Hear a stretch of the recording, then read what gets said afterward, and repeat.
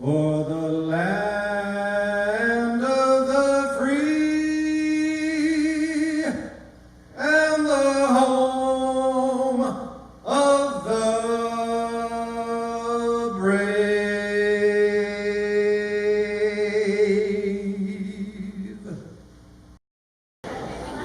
I'd like to propose a toast to the President of the United States and our Commander-in-Chief. To the President. It gives me a great deal of gratitude to be able to serve those who have served our nation from World War II to present time. And one of the things that is dear to my heart is being able to take care of them veterans who has hit hard knocks along the way. I always felt that we can do something about the homeless veterans, our senior citizen veterans, our veterans that is now living in homeless camps throughout this nation. It totally bothers me to see how we can serve in a foreign nation as emissaries, as a word I want to use is, what's the word for missionaries or whatever it is. However, we go to foreign nations and we expected to serve our nation, respect our nation, and then we get soldiers that come home from combat and war, come home to unemployment, come home with illnesses, and for a long time, the government has depended on the families to heal these men and women in uniform. I might not have the proper word, but I know the song. And one of the songs is that this nation is too great for any of our service men and women to come home and have to be sitting on the street asking for help. One of the things that we did, without complaining, we went to work, which helped me to organize the U.S. Military Veteran Family Resource Center to provide over several resources to these veterans and women and parents. When I started this organization over 20-some years, when I started this business of working with the veterans over 20 years ago, it brought us all the way up to this moment. We need to be able to serve those who have served us. This is one of the freest nations in all of the world. I'm reminded when I was behind the Iron Curtain back in 1977, how I seen so many people caught up in captivity. And when I begin to think about America, the most powerful nation on earth as we know it, we have no business coming home and seeing our veterans living less than what they intended to be when they joined the service. A lot left home whole and came home half. And because of that, it is every person's job to help someone along the way. And that's why we have established the U.S. Military Veteran Family Resource Center to educate people on the United States Code Title 38 and the Code of Federal Regulation throughout this country. We provide services to over 28 states and over 9 countries. I don't know about you, but I want to see every veteran be able to own their own home. It is pertinent, but I know that it's not impossible. I like to see every veteran be able to get health care that they rightfully deserve.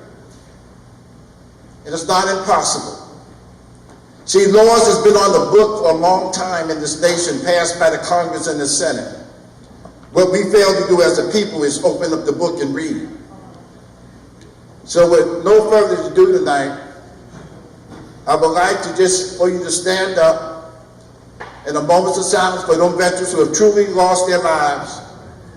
And I want to be able to acknowledge the parents, the sisters, the brothers and the uncles, the relatives of veterans who gave their time and dedication and serving these veterans who served us. So will you please stand and give us a moment of silence?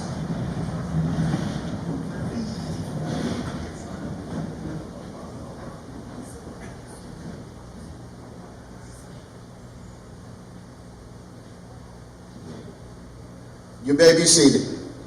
I got one thing to say before I sit down. If one person can help another person, and that person can help another person, we can clean up our streets, we can clean up our town, we can clean up our city, we can clean up our state, and we can clean up our nation. One step at a time, we can change someone else's life. And I'm not here to preach tonight, but I'm just here to say if. I'm here to say it is possible. I'm here to say that if all of us can contribute, we can make a difference in a family. We can make a difference in our town and city and nation. God bless you.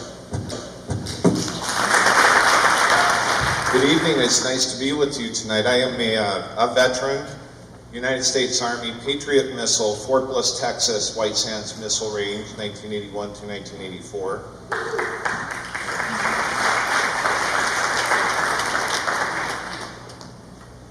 So what happened when I was asked to come out and say a few words tonight? I want to tell you a little bit about my views on investing in America, investing in communities, and getting behind movements of doing things for our communities that truly make a difference. And springboarding off of what Mr. Gamble has already talked about, I need to kind of rewind a little bit and say that when I left the military, I was actually enrolled in college while I was in. I was knocking out my 100 classes and maybe a couple of the 200 level classes. And I continued my education, thanks in part to the military and some of the benefits there, and working part-time. And ended up going back to college and finished a Bachelor's of Science and a Master's in Business and another Master's in Engineering and Computer Information Systems. I took that and entered the financial world and had a thrilling career working first locally in my state of Arizona, then regionally, then nationally. And then I was assigned to a 5-person team that ran all of the banking services in 137 countries outside of the United States and Canada for Bank of America. And I did that for about 17 years, and I learned a lot. I learned a lot about business, but more importantly, I learned a lot about people. The things that happen when you travel around the world, you really, truly have a real appreciation for the United States of America, but more importantly, you gain a real appreciation for your fellow man and fellow woman. You go through places like Cairo and some of the slums in Cairo, or other parts of North Africa, and different cultures have different ways of doing things. But at the end of the day, we're all human. What I'm doing now that I'm kind of semi-retired out of corporate world, and how I might be able to look at Northern California, things I look for, and I certainly have a passion for what Clyde's doing here and all of us in this room. I've got a very open mind, and I'm actually going to be talking with some more people in this area, hopefully to be able to possibly produce some more stimulus in this area via some project funding and that type of thing. So thank you for letting me spend a few minutes with you tonight. God bless you. Good evening, ladies and gentlemen. My name is Heidi Iniguez, and when I was first asked to speak today, I got really nervous, and I decided that I wanted to write out a long message to speak to you. Instead, I've decided to speak from the heart, which is something that I feel needs to be done because this Veteran Center has been a big help for me. Like Mr. Gambles mentioned in his speech, when veterans come home from war or from deployments, they do feel lost, confused, and I was one of those veterans. I'm a disabled combat veteran that served in Iraq, and when I came home and I stumbled upon the Veteran Center, it was a blessing. They helped me find benefits that were available to me, and through those benefits, I've been able to continue with my education. I got my bachelor's degree in biology, became a dental hygienist, and continued on to get my master's degree from USAF, just finishing this past June.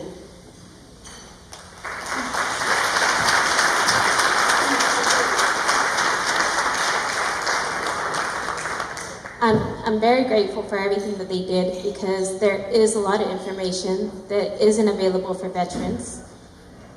And Mr. Gambles, as well as all of the volunteers at the Veteran Resource Center, were a great help. I feel like now I'm in a position to do the same for other veterans, whether it's donating time, money, or doing something such as small as doing my research that I conducted at the Veteran Resource Center, which highlighted how the oral health of veterans can affect their quality of life. In all areas, their quality of life was affected by how their healthcare benefits or oral health was. So I encourage all of you to reach out in some shape or form, whether it's financially or time, and just knowing about a great organization such as the Veteran Resource Center can do a lot for somebody that you care about. And I just definitely want to say a big thank you to everyone at the Resource Center, as well as everyone that's here tonight. My name is James Wiley. Everyone calls me JC. I'm a retired Chief Master Sergeant from the Air Force. I retired after 28 years of active duty. After retiring from the Air Force, I went into corrections. Started as a correctional officer. Didn't know anything about it, but a couple of friends convinced me to do it, and turned out to be one of the best decisions I made. But that's where I met Clyde Gambles. We worked together. We worked together in corrections for 10 years. And during that 10-year time frame, as you might imagine, he retiring from the Army as a Master Sergeant, me retiring from the Air Force as a Chief Master Sergeant, you know, we were probably a lot more skilled, a lot better educated than the sergeants and lieutenants that we worked for. Clyde, as a matter of fact, I can say was very intimidating to a lot of people that worked in the prison system, in corrections, because he was so quiet. We're different as night and day. I'm very outspoken and he's quiet. And I think his quiet and sometimes shyness intimidated people because they didn't know how to take it. With me, you understood where I was coming from. But at any rate, we both were quite successful in our own ways. And one thing about Clyde is he was respected by administration. He was respected by supervisors and inmates alike. He just has that way about him. Anyone that knows him personally knows what I'm talking about. So we both retired from corrections. I ended up doing 16 years, and I retired as a correctional counselor too. Many of my duties involved mental health, but I was having a lot of issues with my disabilities. at the time. And I ran into Clyde out at the Mare Island Clinic. And this at the latter part of me and all my battles with the VA. And I'm talking years of battling with the VA. We're not talking months, we're talking years. So at the end, when everything's about settled, I run into Clyde out at the VA clinic, and he informs me that he started this Veterans Resource Center. And at the time, I was contemplating what I really wanted to do in my life, because I'm the type of person that was raised in the church. I always, was raised to give back, to share. That's the way I was raised. Knowing Clyde the way I did, he seemed like the same type of person. So when he told me about this project, this nonprofit that he had going, I'm like, I may be interested in that. And I'll let you know, at the time I was diagnosed with cancer. I'm still battling 2 different types of cancer, but there's only certain things that I can do. I can do administrative functions. So I went home and talked to my wife. I was contemplating volunteering at the Boys and Girls Club. Sometimes that can keep you on your feet for extended periods of time. My plan was to actually work for Habitat for Humanity, building homes, when I retired from corrections. Needless to say, I'm unable to do that physically. So in running into Clyde and finding out about this, I'm like, I can do this. So I came over to Vallejo, I live in Vacaville, sat down, talked to Mr. and Mrs. Gambles, found out what they were doing, and I'm like, do you need any volunteers? I can volunteer. I can help you. And ladies and gentlemen, I've been doing that for about 1.5 years now. 1.5 years I've been helping out at the Resource Center, doing what I can do administratively to assist Mr. and Mrs. Gambles in helping the veterans.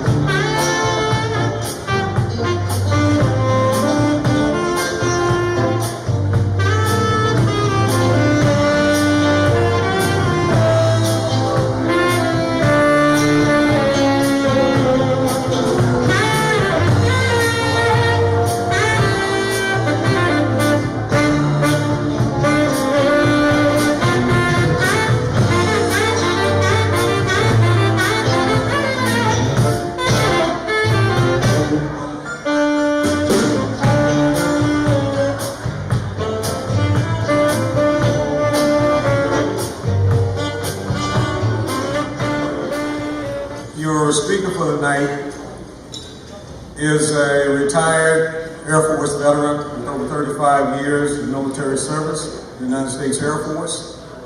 He was a command pilot with, and I combined his flight hours in the Air Force. He had about, well, it was, when I told it was over 16,000 flying hours in 20 years. About 8,000 was in the Air Force, flying C-5s, C-5ABs and Cs. About in the civilian aircraft, about 9,000 hours in PC-10s, Boeing 757s, 67s, and 777s. I know you have his bio in front of you. That's only a portion, believe me. It's only a portion I'm just highlighting a couple of things that I figure are really significant. As you notice in the bio, his last assignment, he retired as a Deputy IG, Inspector General of the United States Air Force, and all his other assignments. The ones I highlighted from his bio pretty much was some of the operations missions that he was involved in. Number one was the Grenada Rescue Mission, Operation Just Cause, Desert Shield, Desert Storm, Desert Calm, Operation Iraqi Freedom, Operation Enduring Freedom. And I know they want to mention his awards and decorations. Do it anyway, General.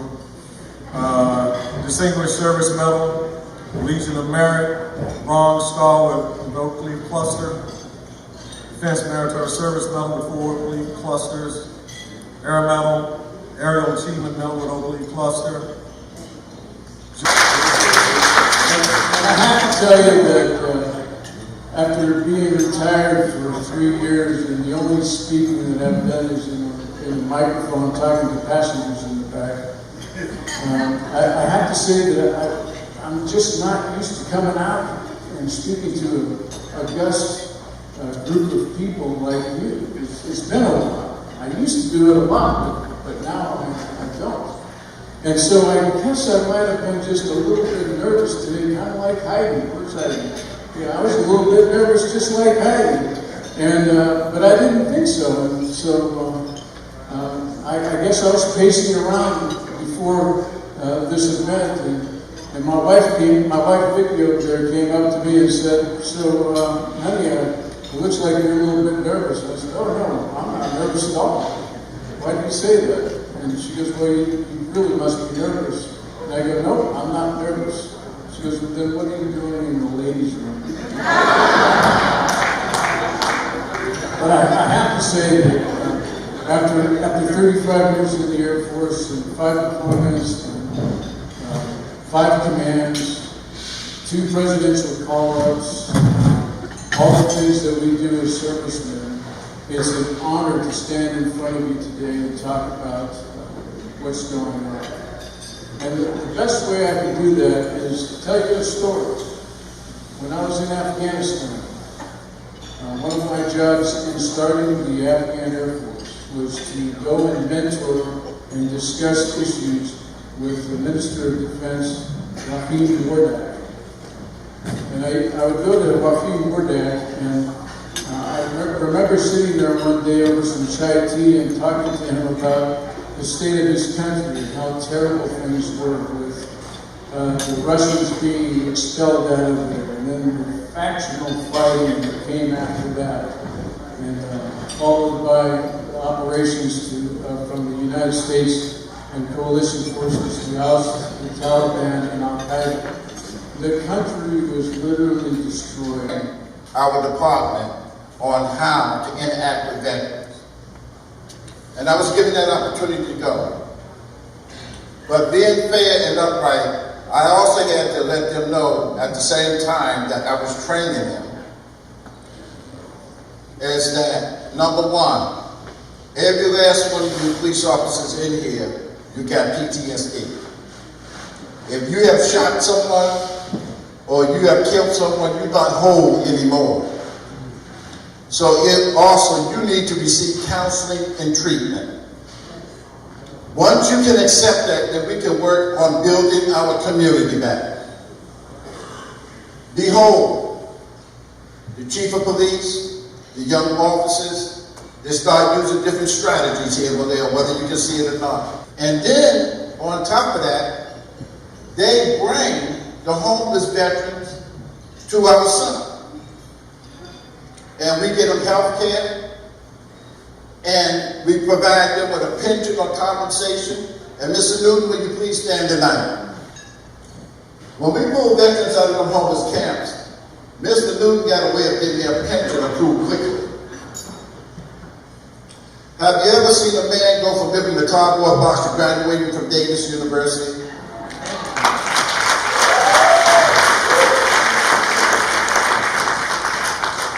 There is thousands and thousands of stories to be told. and I could not tell them all in one night. But to see a man come to my office crying, and he went to the newspaper himself, I didn't send him, and told the newspaper, he says, if it wasn't for someone who cared about me, I'd be still living in a cardboard box tonight. This man was helped, he got all of his benefits, and then what happened beyond my belief, his best friend got burned up in the house here in Vallejo. He took his money that he received from the VA and he paid for this man's funeral. These are the type of people that is turning their lives around. I use every veteran organization that I possibly can in every resource. It's not just our organization. But I use every available resource possible to make these veterans' lives better.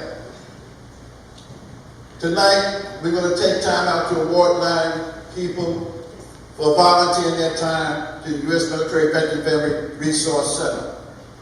However, I want you to keep in mind tonight that this is not about Clyde Gambles.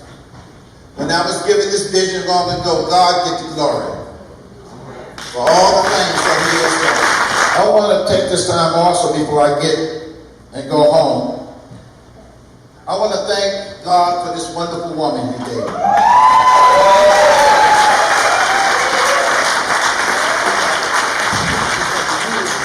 This lady has helped me so much.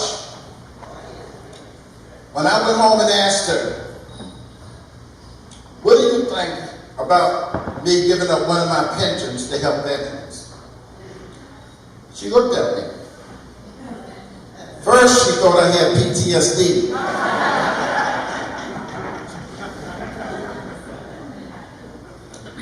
But then she began to realize that she was the wife of a first sergeant, who she helped many women along the way. And she agreed. But most of my constituents and friends didn't. They said, you must be crazy. But let me tell you what is crazy. Being crazy is when you forget who is your maker and creator. I have gotten more out of giving than any other thing in my life. Giving of oneself to help your brother and sister. And when you can do that, you're on the road to somewhere. When I get a call and ask to leave my office to go and help an old man get up off the floor, not one time but twice, this wife, smaller than her husband, weak. The thing that bothered me is there was no family members around to help her. None whatsoever. And she depended on me to get her husband off the floor. It got so bad that she had to lock him up in his bedroom. She kept calling the ambulance. The expenses that she was getting from calling the ambulance and the bills that they was charging her. So she took her husband to the hospital, Kaiser Hospital, and she left him there. And they threatened to put her in jail if she did not come to get her. She had exhausted everything that she possibly could to keep her husband. But when you got dementia, your mind is gone. And you become violent. And so we finally got him into a nursing facility. And that's where he passed. Every veteran deserves to die, and woman deserves to die with some type of dignity. It's an honor to be able to recognize those who are serving, those who served. And so at this time, we have a certificate of appreciation for Mr. Henry Newton. And it reads as, Mr. Henry Newton, you are being recognized for your service as a VA outreach coordinator who served getting the homeless veterans shelter from 2012 to 2016. And to represent our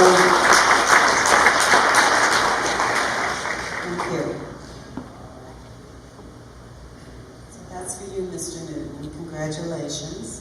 Thank you very much. Quite welcome. Thank you, sir. Assembly Member Bill Dodd's office, Assembly Members Suzanne Bonilla, and Senator Lois Wolk.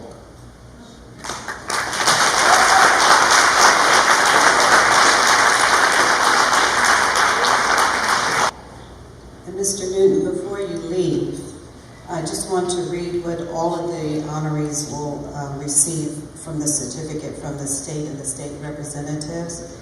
It says the U.S. Military Veteran Family Resource Center Incorporated, non-paid volunteer, in appreciation of your exceptional service as a non-paid volunteer office administrator from June to December. Is that correct, Mr. Newton?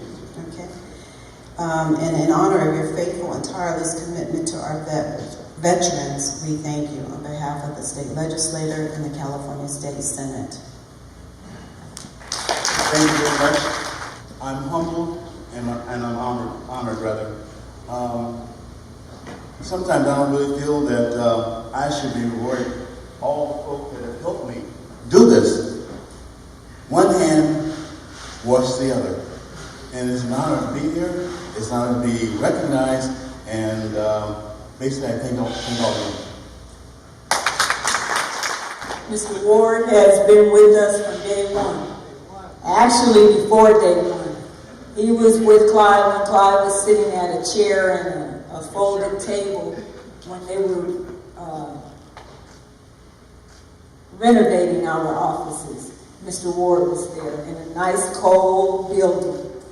And so, Mr. Ward, your certificates read Edwin Ward, U.S. Military Veteran Family Resource Center, Incorporated, non-paid volunteer, in appreciation of your exceptional service as a non-paid volunteer office administrator from June 2011 to the present time, in honor of your faithful and tireless commitment to our veterans. And this is from Bill Dodd, Susan Vanilla, Lois Wolk, also Congressman Mike Thompson's office, and supervisors for the Solano County.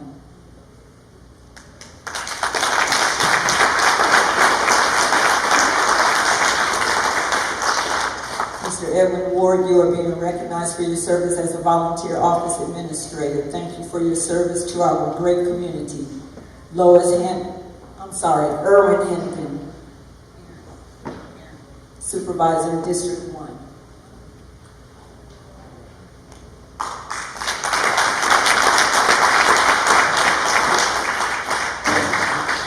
I just want to share one thing with you. This is a two-time Purple Heart recipient. He was shot over 26 times in Vietnam.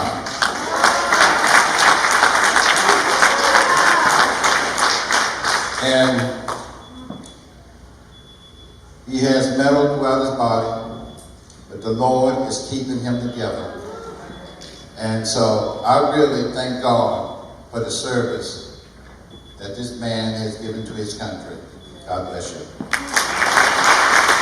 Our next recipient is Mr. Darrell Brown, who has been with us. He just walked into the office one day, and he saw how busy we were, and he decided to stay.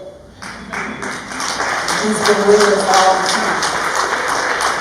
Mr. Darrell Brown, you are being recognized for your service as a volunteer office administrator from June 2011 to December 2015. And he still comes by every now and then, but Mr. Brown is one of our veterans who went to school. And I'll let him tell a little bit about that. First of all, I'd like to say thank you. As they mentioned, I met Clyde at a gas station. And then he said, man, I got something going, come check it out. So we were veteran. I said, okay. So I went and checked it out, and he had a lot going. He really had a lot going. I got in the office, seeing what was happening, the volume of what was coming in as far as the veterans, families, dependents, and just people looking for information. And as he said earlier, other organizations. I said, hey man, what's really going on? You need some help? He said, well, that's up to you. So, as he said, I came in, I got involved, and I believe I was there pretty much for a year and a half, real solid. Then because the President Obama had a VRAP program sending veterans back to school for education. And I said, hey, Clyde, look at this. He said, go for it, so I did. My last semester, I'll be graduating from Solano Community College, wastewater technology in December. Lloyd, you are being recognized and appreciate your exceptional service while providing home ownership, credit counseling, and office administrator from September 2012 to the present time, in honor of your faithful and tireless commitment to our veterans.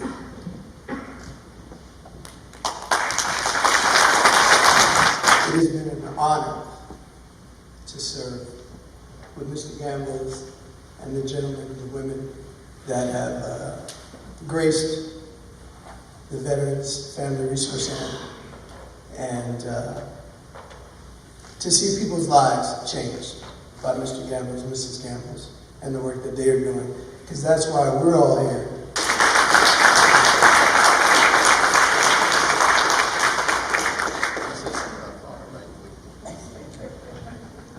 Now, I consider Norman to be my son, but I have to keep my eyes on him because he's fast.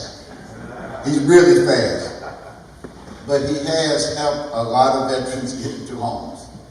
And whatever talent that the Lord has given him, he has put it to work.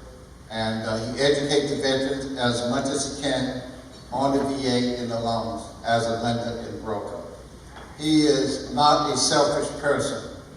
I've seen him save people money, but at times I think that he's really overloaded because so many people come in and they need this type of service and that type of service.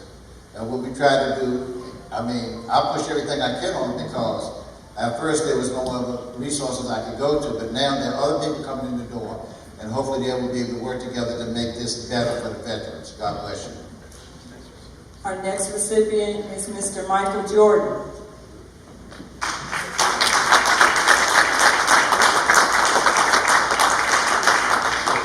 Mr. Michael Jordan is being recognized for his service for providing business development resources. Thank you for your service to our great community. It's just been great to have it with you guys. And I truly believe it is not about you, it's what you do. Thank you.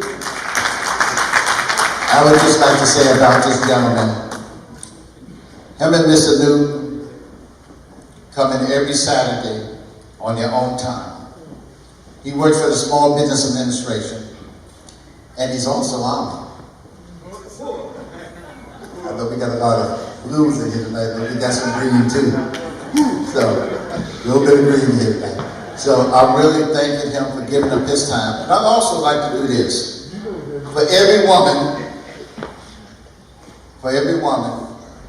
that is a husband to these gentlemen we talk about, we'd like to also thank you for allowing your husbands to come down and give their time up. And our last recipient, but none the least, Mr. David Gonzalez.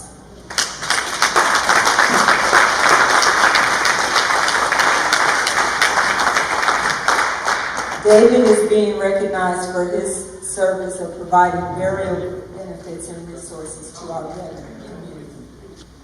I thought I was just invited to sing the national anthem. Imagine my surprise being honored in this fashion with these distinguished people on this stage. Remarkable individuals are the Gambles. I think you would all agree, otherwise why would you be here this evening? What they do is significant, not only in this significant city of Vallejo, but in this country. Veterans' needs are many when they come home after serving their duty. And they're often not recognized because they don't resemble what they looked like when they first were slicked back and ready, prepared to go to serve their country. So anything less than that coming back, they're not recognized, and that's unfortunate. That's really not what this country was built upon.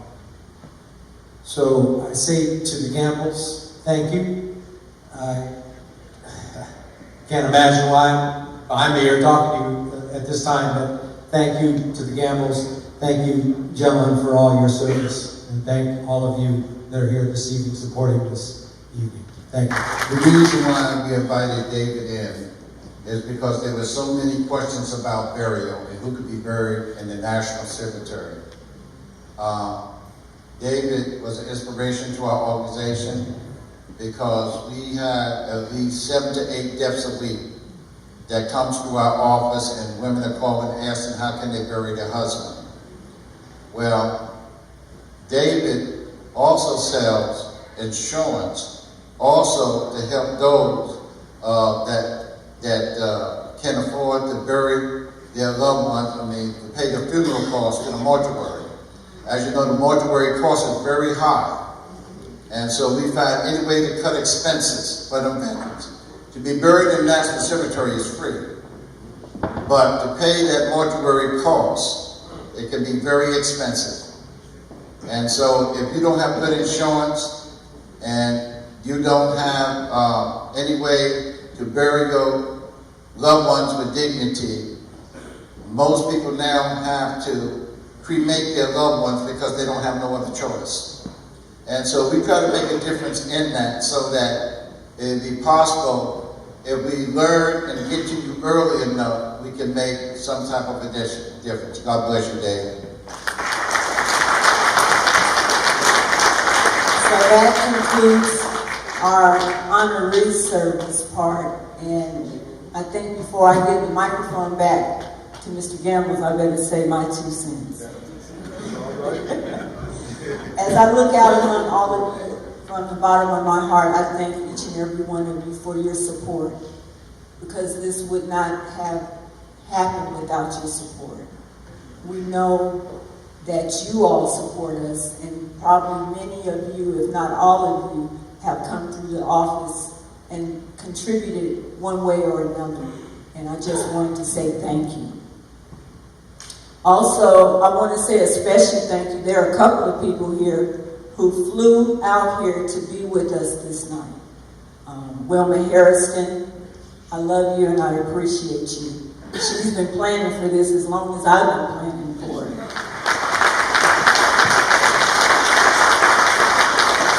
All of you support us in some special way.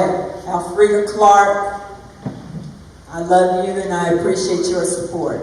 President of the California State Baptist Convention and his wife, they're celebrating their anniversary, but they took the time out to come out here with us tonight. Thank you very much. If you look right in the center, in the back, that back table back there, that's the Lifesavers group. Love you guys, Don, Terry, Rose, Walter. Thank you all for coming out. So, all of you, Danella and her group, I want to thank my committee who's been working with us all year long. And they had other commitments, but they were right by our side. That is Carrie Baldwin, please stand. Peggy Thompson, please stand. Myra Phillips, please stand. Danella, please stand. And we just happened to ask a friend of ours to be our mistress of ceremony. She normally doesn't do that, but for us, she did it. Jerry Spearman, please stand. Thank you, thank you, thank you. And I appreciate our band who is waiting patiently to get out here and get us all on the floor. Don't go anywhere, we're going to meet you out here. So we're going to wrap this up. Mr. Landis, thank you for your group and your support. Thank you. We have another family back there, the Milton family, and thank you. We appreciate that. So at this time, And most of all, we appreciate Travis Air Force Base supporting Yes, sir. our active duty officers. And Kodak, Maureen, Lauren, thank you for coming in Vermont Space. Thank you, Vicki, thank you for coming with General Padilla. We appreciate you all. Thank you so much.